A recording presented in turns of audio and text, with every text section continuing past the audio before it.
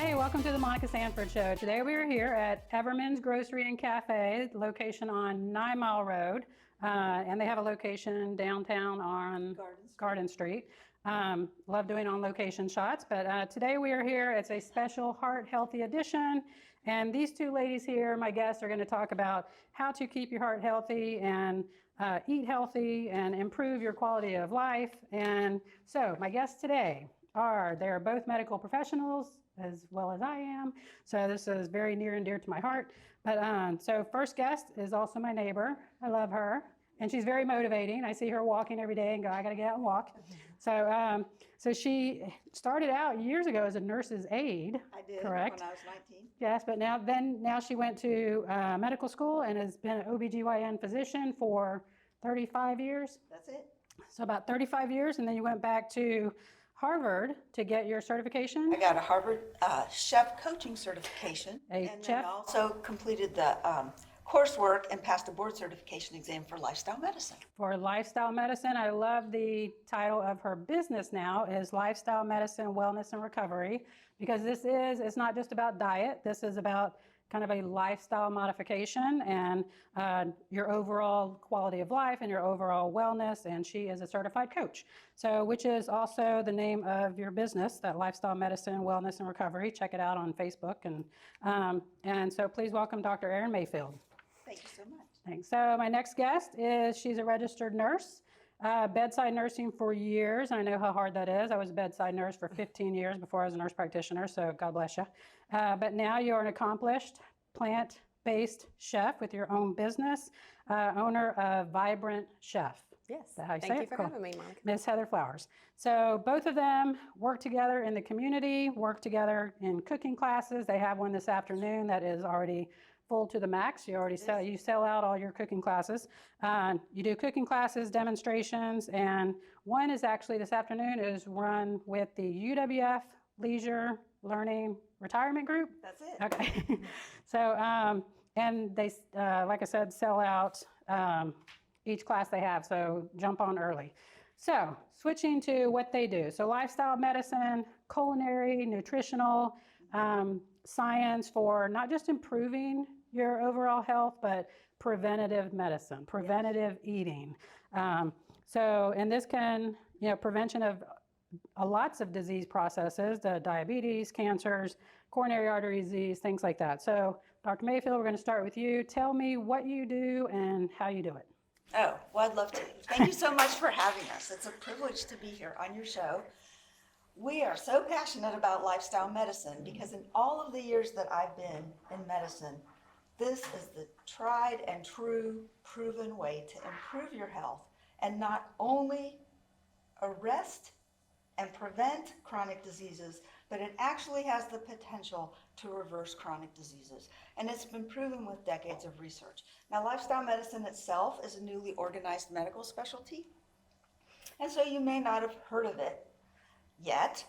There are only a couple of us board certified in the Panhandle. And in fact, when I board certified in 2019, there were only 1,400 of us on the globe. And the young physicians love it, which is fabulous. But we know that what we eat determines our destiny. We know that when we eat whole plant foods, healthy, fresh foods, and eliminate the processed foods in the standard American diet, try to get rid of the meat-heavy, dairy-heavy, and cheese-type consumption, that we can actually feel great. We have the potential to reverse chronic diseses. We have the potential to reverse diabetes, actually reverse coronary artery disease, prevent strokes, and have natural weight loss. And it helps you maintain a healthy blood pressure and your weight and your cholesterol. So we're going to get into all of that. And it can also help your gut health. And 100% gut health, and also joint health, anti-inflammatory processes, disease processes. So real quick, Heather, what would you tell somebody that says, I don't want to be vegan or vegetarian and eat just veggies all the time? How do you coach them into adding that in moderation, bringing that into their lifestyle? Sure. I think it's really important to meet people where they are. Just an abrupt, sudden change doesn't sit well with a lot of people. I really like to just kind of have one-on-one conversation with them and ask them about their current eating patterns. What foods do they like? What grocery store do they like to go to? How often do they like to cook a meal? Are they more of a batch cooker and meal prep through the week, or do they have time to cook in the evening? Cool. So it's really just, it's almost like a customized, conversation that takes place to really identify where their needs are and really still incorporate more whole foods, less refined foods into their already daily eating patterns. And they have to make time to eat healthy, meaning if you make time to go to the gym or you make time to do whatever other things, yoga, things like that, make time to eat healthy, because if you don't, then you're going to go through a drive-through and get very processed foods. So, but it's great that y'all customize and not just optimize their well-being, but you customize what they can eat and how they eat it. So it sounds like you interview people and have a whole plan just for them. Yeah, I mean, yeah. I think that's important to really just get to know who you're working with and find out, what will work best for them. Like I said, meeting people where they are. Well, very cool. So a few questions here, and then which will lead into other things. But the first question is an audience question, and everybody knows my audience is my husband. So today it's my husband, and he brought my son. But he loves garlic. I do not like garlic, usually on anything. But he asked, is there any medicinal kind of benefits to garlic? Oh, garlic's excellent. I knew you were going to say that. We love using garlic. I know, because you know the research. Garlic is excellent for your health, and we use it a lot to spice foods because you can completely eliminate salt. You don't need salt at all in your cooking when you use spices and you know the ones that you love and you know the ones that are healthy for you. That's true. And the sodium, of course, we're not going to get into a bunch of high sodium kind of heart failure type things. That's what I do for a living. However, just be aware of your sodium intake, meaning if it tastes good, spit it out. So it's if you have a salt shaker on your table, remove the salt shaker. So it is the things to avoid from American Heart Association. If you're just adding water to a can of soup, that's super high in sodium. Make your own soup. Deli meats, processed deli meats, things like that are high in sodium. But next question. I'm going to come to you with this question because I think you have a handout or a book you can show us. So some communities are very kind of food deserts. They do not have access to a lot of fruits and vegetables, or they're somebody on a super tight budget. What would you recommend? One or two things that you can get affordable and easy, and I think one of these handouts here actually show eating on a budget. It does. Yeah. Yes, some staples, and I love shopping on a budget.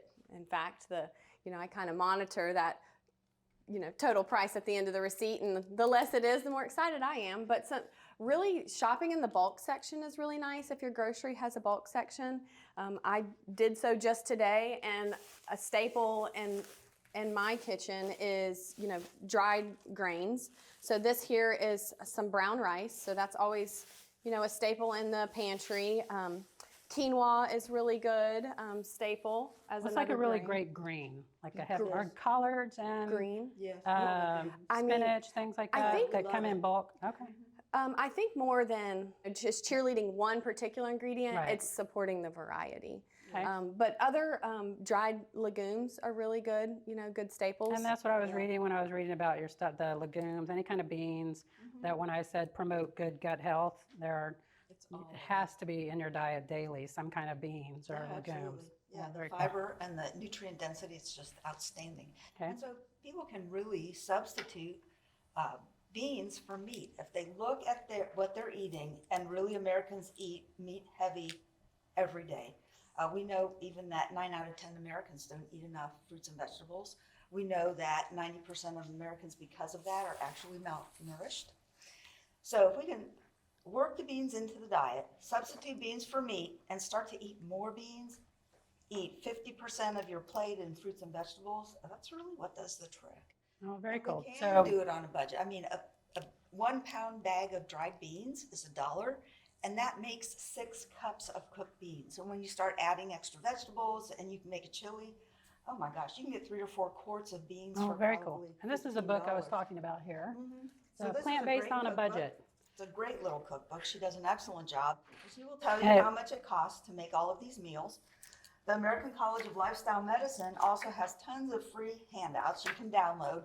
This one is a week's worth of meals with recipes, and they will tell you how much it costs per serving. and most very of it, affordable. yeah, like 30 to 50 cents per serving. So the beans also, we're not pushing beans here, but I'm pushing beans. Oh, we It are. has tons of vitamins and other things Oh, too, fiber. and it'll fiber, feed and your so yeah, gut bacteria, and it's just a it's wonderful wonderful. thing. So, question for either one of you: we know there's good and bad cholesterols. So tell us something that could help raise your good cholesterol and lower your bad cholesterol. Oh, Anything? we can. Okay. Well, we know that plant-based foods do not have cholesterol. Plants don't contain cholesterol. Only animal Good to foods know. have cholesterol. So when you transition to a whole food plant-based diet, you really have the potential to drop your cholesterol 30 points in a month. And that's your bad cholesterol or your LDL cholesterol. Now, when you switch to plant-based foods, your HDL might drop too, but overall the ratios are still appropriate. The good And cholesterol. the HDL, the good cholesterol is still higher. Still sufficient. You Still would rather sufficient bring for down heart your health. high cholesterol Yes. and maintain a good, healthy, good cholesterol. Yes. But so I would much rather, in my practice, write a prescription for plant-based diets and lifestyle instead of medication to control. Oh, I know. absolutely. So I And think it's so I think we're all on the doable. same page there. It's because once you start on, and some people need the statin 100%. Talk to your provider. You may need that statin. Take it. I give statins all the time for cardiovascular disease, so you may need it. But also you can help that with the plant-based diets. So another question is hormonal eating. Eating healthy for hormonal challenges, either menopause type age group or men in a certain age group or teenagers having trouble with acne or just teenagers in general with hormones. Is there anything that you would recommend for Yes. for hormonal eating? For hormonal eating, well, it's actually amazing how getting away from the meat and dairy is so healing to your tissues. So we know that teenagers who eat heavy meat and dairy have terrible acne. They can actually heal a lot of their acne just by getting away from the meat and dairy. And the cheese. Cheese is a big part of this. And then it's very addicting. But they can also improve their menstrual cycles. For young women who have heavy menstrual cycles, it makes a big difference to get away from the meat and dairy and cheese and switch to plant-based eating and more fruits and vegetables. Any recommendations from similar? I mean, honestly, just a firsthand testimony, my 16-year-old son did actually notice quite a difference and started requesting to switch to oat milk versus a cow's milk. So that's what we keep in our house all the time now. That's a great question. So what do y'all eat for breakfast? Oh, well, this morning I threw together a smoothie that had some white quinoa, believe it or not, frozen banana, a scoop of peanut butter, a tablespoon of flaxseed, a couple sprinkles of cinnamon, and Okay, let me oat rephrase milk. that. If you're not a chef. Oh, it was easy. Just throw it. You throw in everything. Okay. So when Steve makes a smoothie in the morning, he loves his smoothies. And he puts greens in too. So he puts in soy yogurt, coconut milk, spinach, oatmeal. So is that fruit. enough then for your daily intake? Just It's one great kind for of, breakfast. Yeah, it's great for breakfast. and then each meal just add a little bit of Because you're veggies and. checking off all the food groups. If you're Okay. on a run in the morning and you want your smoothie, that's a perfect way to make a smoothie. So really quick, because a lot of my patients, and of course yours are too, diabetic, a fruit that you would not recommend diabetics to have because it's pure sugar, hard to digest, will raise their, I know it has insulin resistance and insulin involved, however, Yes. what would you tell them to avoid and maybe substitute something with? Well, that's a wonderful question. The most up-to-date research demonstrates that diabetics can eat most fruits liberally.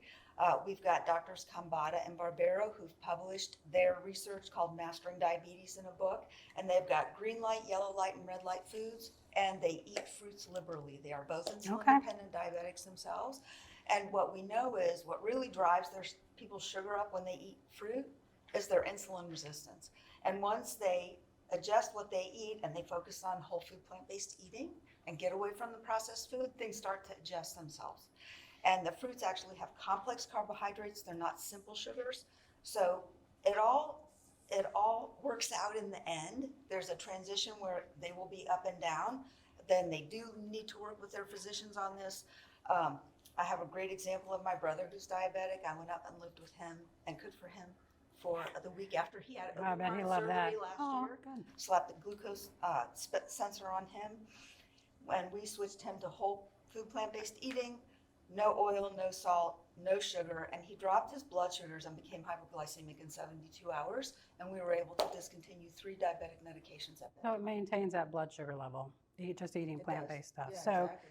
real quick, we're going to talk about American Heart Association, because I love American Heart Association and everything they do. There's a couple of events coming up. I thought we had a flyer out here for American Heart. It's back in mine. Sorry. But a couple of things I wanted to touch on before we do that, sorry, let me back up, is tell me real quick, your Vibrant Chef company do you go out and do private cookings We for can. people, or Yep. do you have a location Nope. or online presence, or what's your? Online presence is happening very soon, right, Dr. Erin? Yeah. So yes, we're looking to expand more virtually to provide more, to touch more people, to get more education and cooking classes out there. We also do cooking classes here locally. As far as private dinners, we can come into people's homes and do private events.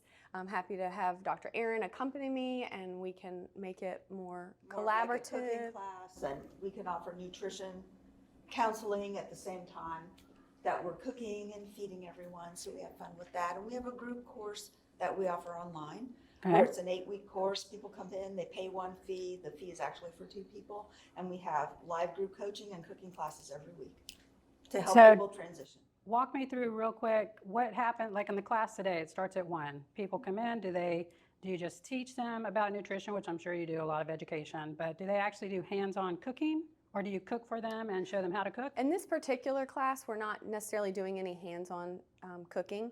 Well, they're not doing that. I'm sorry, they're not doing any, yes, exactly. They're not doing any hands-on cooking, but we do pass around a lot of things and let them sample and smell. But as far, and I do talk about some techniques and try to demonstrate there. Well, have we got the camera working? Yeah. Maybe. So Well- we demonstrate how to make these meals, and they have a Okay. recipe, and they take notes, and then we go back and forth and talk about the nutrition of each recipe and the ingredients in each recipe. Okay. And that's our definition of culinary medicine. That is, we're going to create food where every ingredient is heart healthy. Okay, because a lot of it, I knew for me, when I first saw a spaghetti squash, I had no idea how to prepare it. Right. So it was just teaching how to prepare foods that may get Yes. some people over being scared of using Exactly. that fruit or vegetable. Yeah. Be So, comfortable. And Well, that's very what cool. that's what I notice a lot of times. They're like, oh, I never thought to use cashew for this, or like you I love said, cashews. how to. Tofu for- Yeah, exactly. dips. So it's Yeah, just what do you think become- of peanuts? Peanuts good? Cashew? I love almonds and cashews. I'm They're They're good? good. I'm good with Cool. them. Okay. Yeah. Hey, I have fallen in love with, and I'm obsessed with, and my husband hates when I say this, my cauliflower. I can eat roasted or stir fry Oh, cauliflower. yum, Love yes. it. Oh, it's wonderful. Any type of fish on my cauliflower, I'm in So love. you've got Have you cauliflower, he's got garlic. Have you Yes. branched out to rice it yet yourself? Not myself, but I You- buy it that way. Well- Chopped rice, cauliflower, and do a cool. little stir fry. Yeah. So, Yeah. all right. And So it's we are. easy, isn't it? It is It's super easy. easy And and cooking quick. But I do make time to prepare my meals. Now I have enough meals for 2 or 3 That's lunches great. and dinners and stuff. So Cool. just want to touch again on American Heart Association. It is a bunch of events coming up near you. Please check out their website, and I will post it on this link as well. But of course, always, if you smoke, stop smoking. If you don't smoke, don't start. Start walking, start moving, walk your dog. Like I said, I see Dr. Mayfield out every morning walking her dog, so and I need to get out there. And I see you too. I know. So it is know your numbers, your blood pressure, your heart rate, your cholesterols, your weight, things like that. Know where your nearest resource is to help with eating healthy, and learn CPR.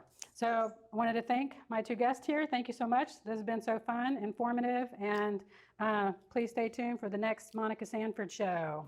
Thank you so much. Thank for you. listening.